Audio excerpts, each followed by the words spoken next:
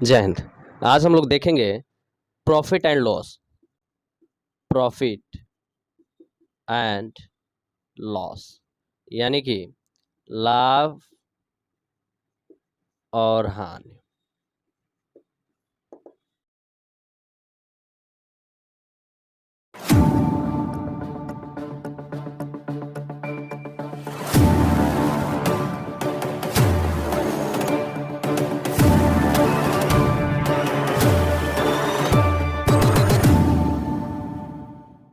देखिए, फॉर्मूले पे फोकस करते हैं।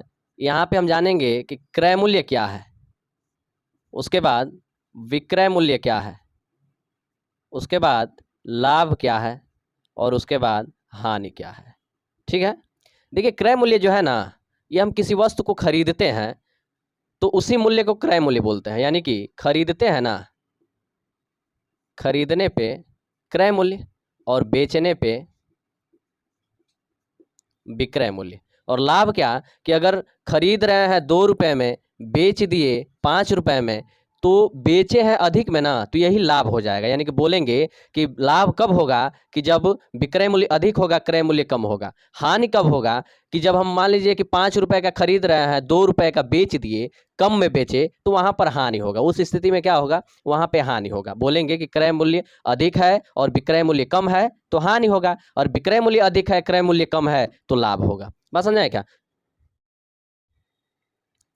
चलिए आगे देख लेते हैं कि देखिए, लाभ लाभ कब होगा तो बोलेंगे कि विक्रय मूल्य माइनस क्रय मूल्य। ठीक है। हानि कब होगा तो बोलेंगे कि क्रय मूल्य माइनस विक्रय मूल्य। बात समझ आया क्या? अब देख लीजिए, देखिए, अब लाभ प्रतिशत बोलेंगे कि लाभ गुणे 100 और बटे में क्या, क्रय मूल्य। हानि प्रतिशत तो बोलेंगे, हानि प्रतिशत बोलेंगे कि हानि गुणे 100 और बटे में क्या, क्रय मूल्य। देखिए, यदि लाभ हो तो, यदि लाभ हो तो विक्रय मूल्य बराबर क्या हो जाएगा, विक्रय मूल्य पता करना हो तो विक्रय मूल्य बराबर क्रय मूल्य इंटू 100 प्लस लाभ प्रतिशत और बटे में क्या, 100। बात समझाया क्या? अगर मान लीजिए कि यदि हानि हो, हानि हो तो आपको पता करना हो विक्रय मूल्य, विक्रय मूल्य पता करना हो तो बोलेंगे कि क्रय मूल्य इंटू 100 माइनस हानि प्रतिशत और बटे में क्या, 100।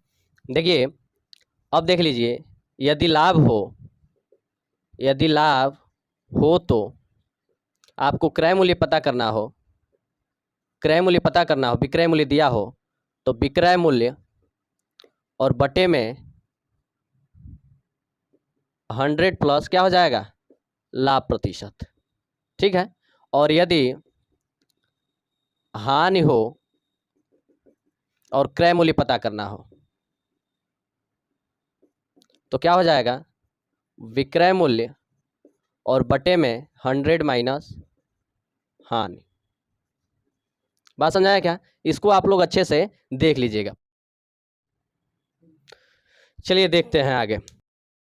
देखिए, स्क्रीन पे क्वेश्चन कह रहा है कि कोई व्यक्ति 10 रुपए में 11 संतरा खरीद कर 11 रुपए में 10 संतरा बेचता है, उसे कितना प्रतिशत लाभ या हानि होता है।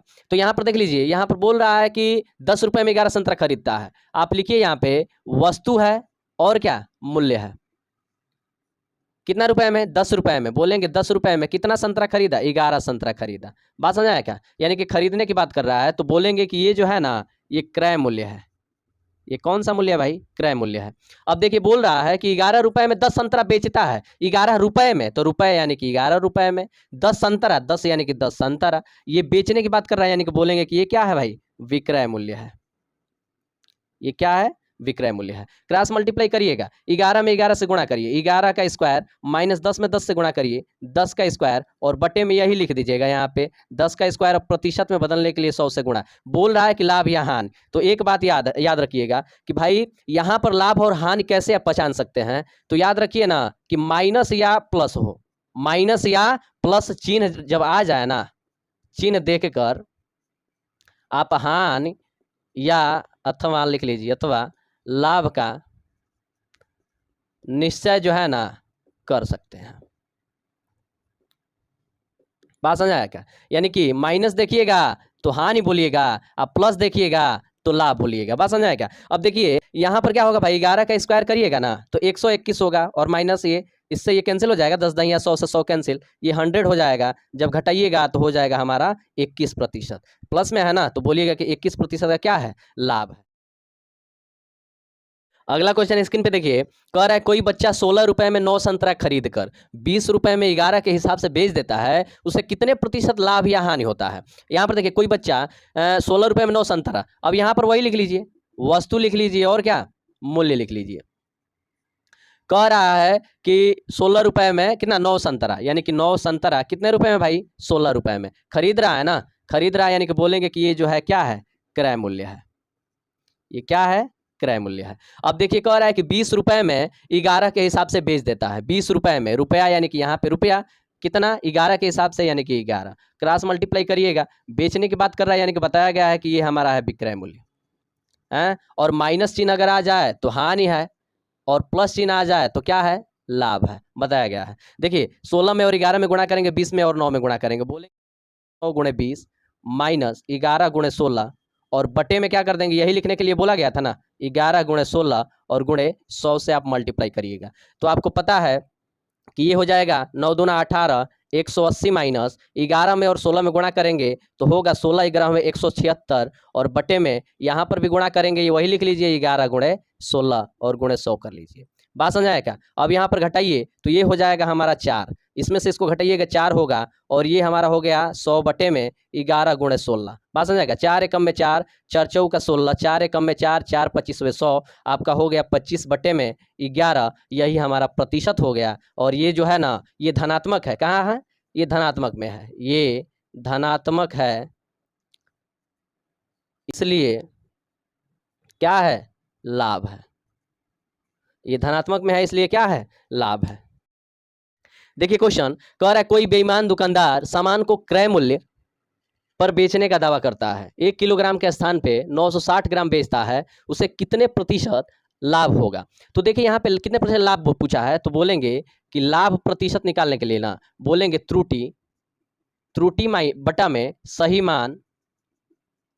मान माइनस त्रुटि और गुणे क्या करेंगे, गुणे करेंगे 100। देखिए यहाँ पे बोला है ना कि 1 किलोग्राम के स्थान पे 960 ग्राम बेचता है, त्रुटि कितना है, तो 1 किलोग्राम यानी कि 1000 ग्राम में से 960 घटाइएगा तो 40 होगा, तो बोलेंगे कि 40 बटे में सही मान 1000 और त्रुटि घटाएंगे तो 960 हो ही करेगा, तो 40 बटे में 960 और गुणे क्या करिएगा, 100 करिएगा ना। अब यहाँ पे कटाइए, 0 से 0 कैंसिल हो जाएगा, 4 एकम में 4, 4 दूना का 8, 4 चौका 16, 4 छक्का 24, 4 25 में 100, आपका हो जाएगा 25 बटे में 6 और भाग करिएगा तो 4 सही 1 बटे में 6, आपका इतना प्रतिशत क्या हो जाएगा, लाभ हो जाएगा।